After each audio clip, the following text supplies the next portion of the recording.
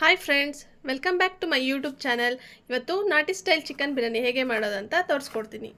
ನಾವು ನಾಟಿ style chicken biryani ಮಾಡ್ತೀವಿ. ನೀವು ಯಾವ ಥರ ಚಿಕನ್ ಬಿರಿಯಾನಿ ಮಾಡ್ತೀರಾ ಅಂತ ಕಮೆಂಟ್ ಮಾಡಿ.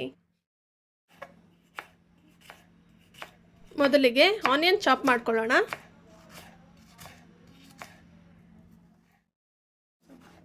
ಈಗ ಟೊಮೆಟೊ ಚಾಪ್ ಮಾಡಿಕೊಂಡು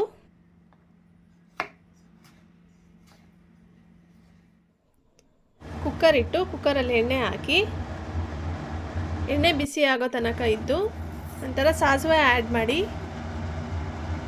ಸಾಸಿವೆ ಚಿಟಪಟ ಅನ್ನೋವರೆಗೂ ಇದ್ದು ನಂತರ ಚಾಪ್ ಮಾಡಿರುವಂಥ ಈರುಳ್ಳಿಯನ್ನು ಹಾಕ್ಕೊಳ್ಳೋಣ. ಈರುಳ್ಳಿ ಫ್ರೈ ಮಾಡ್ಕೊಳ್ಳೋಣ.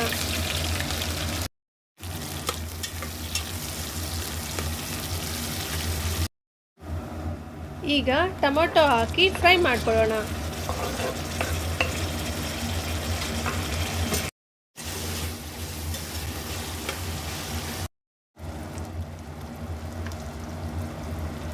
ಈಗ ಗ್ರೀನ್ ಚಿಲ್ಲಿ,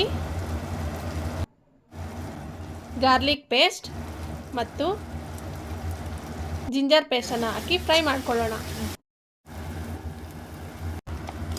ಈಗ ಚಿಕನ್ ಪೀಸಸ್ ಆ್ಯಡ್ ಮಾಡಿ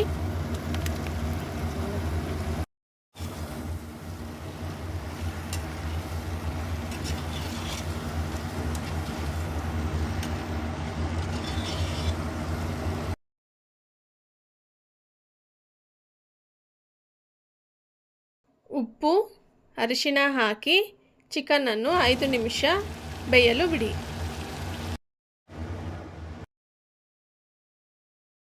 ಚಿಕನ್ ಆಯಿಲ್ ಬಿಡೋವರೆಗೂ ಇದ್ದು ಇದಕ್ಕೆ ಕೊಕೊನಟ್ ಮಿಲ್ಕನ್ನು ಆ್ಯಡ್ ಮಾಡಿಕೊಳ್ಳಿ.